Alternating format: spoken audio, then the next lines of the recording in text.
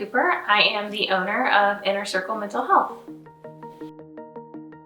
So we opened Inner Circle Mental Health as a culturally competent therapy center where our therapists actually understand your job and you're not going to a million different people who give you totally impractical advice, because at the end of the day, we believe that you have a calling to do what you are doing, and we want you to do that calling for as long as you want to be able to do that.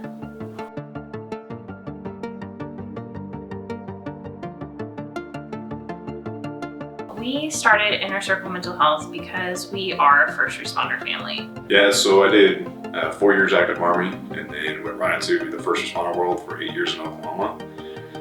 As I was working in the field, we realized quickly there's not very many resources. So we wanted to start another one, and here we are.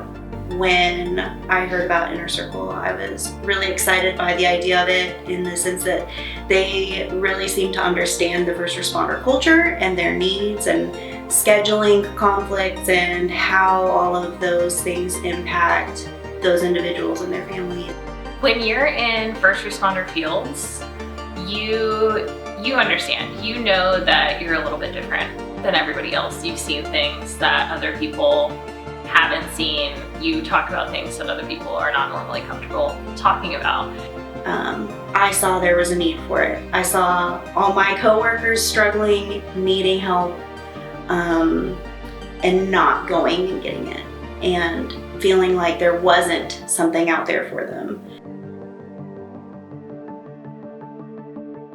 Comes out in different ways of, avoidant behaviors, alcohol use, substance use, just not interacting as fully as you would be able to, and just being distant from the people that you care about. In 2020, I had identified a problem with alcohol. I'm an alcoholic, 4 years of recovery. Quit drinking November 2020. But that, of course, led into numerous mental health issues. That was my outlet.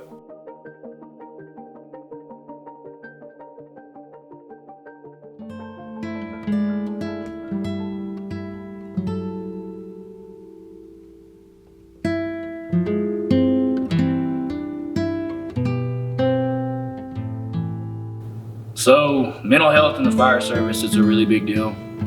In years past, it has been kind of shucked away, and people don't really talk about it because, you're a firefighter, you're a big bad man. And I kind of took on that same mentality about it, and, ran a pretty tough call my first year. First year here, I was still a rookie, and it was a neighboring fire department. It was a small town south of us, Davidson, Oklahoma. And we got paged out, and there was possible children trapped inside.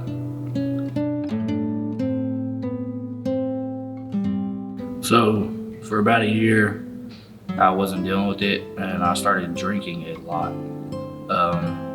When I was drinking all the time, I didn't think about it. It didn't really bother me. I was able to sleep at night. I'd get home and drink in the garage, almost a 12-pack before I even entered my house. That was my coping mechanism. But in that process, I was just doing worse to myself, other than I just would have went and got the therapy and talked to people I needed to.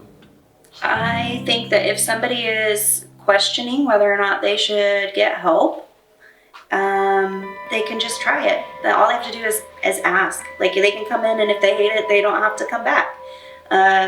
But it's better to ask and explore that and know than to just ignore it and hope that it goes away. We've recognized that there is a huge stigma about talking about mental health and actually getting help. And as we progress through our journey of, just being in this culture, we realized that we were really tired of losing our friends.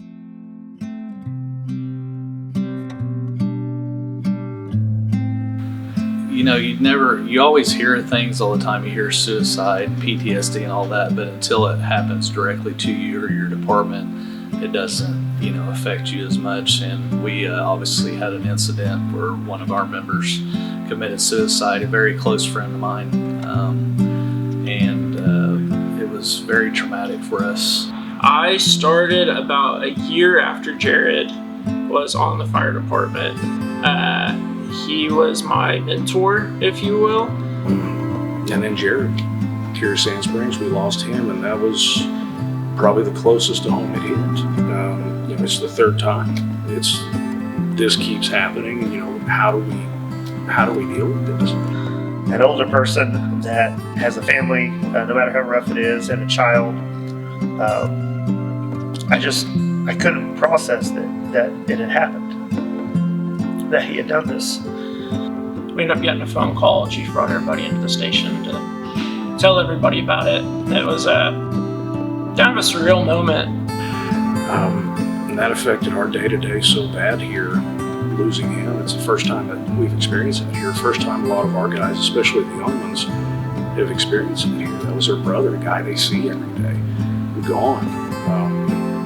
So it was extremely difficult for us and our guys to work their way through that. Specifically with Jared, just having people we could reach out to that kind of understood our situation. We tried to get him help through peer support, and he did get a lot of help through them.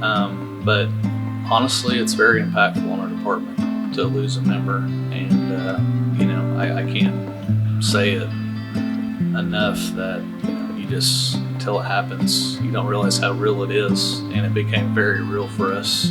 This was the truck he drove. When Jared passed, we turned his tag upside down to show that he's still been assigned to this truck, but is not obviously responding. So.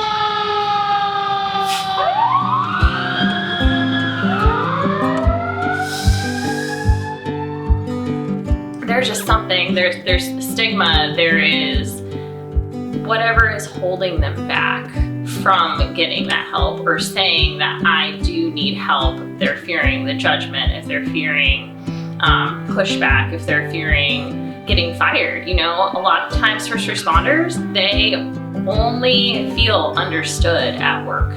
The stigma's heavy. It's very heavy. So a lot of the people think right now that if you reach out for help, it's a sign of weakness. It's not.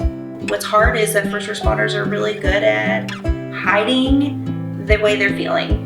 And so part of it is letting them know it's okay to talk to you.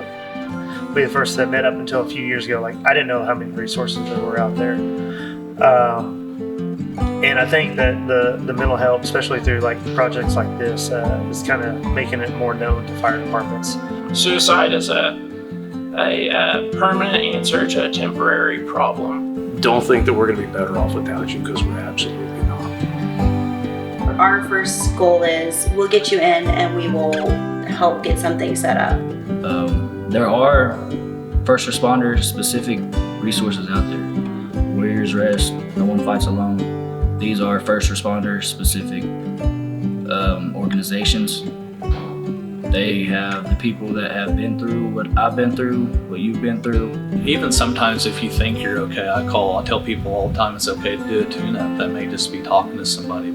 So yeah, having organizations out there that will reach out and get their information to the people that they need to. And then it's on us to make sure that all of our people, our new people, know that those resources are there. Even if it doesn't feel like it, there's always someone in your corner, and there's someone who cares, and there's, people out there who are willing to help. I want everyone to know that there is hope. You don't have to feel the way that you are feeling. Your family does not have to fall apart. This job does not have to take your whole life away. You are capable of continuing this job and being healthy at the same time.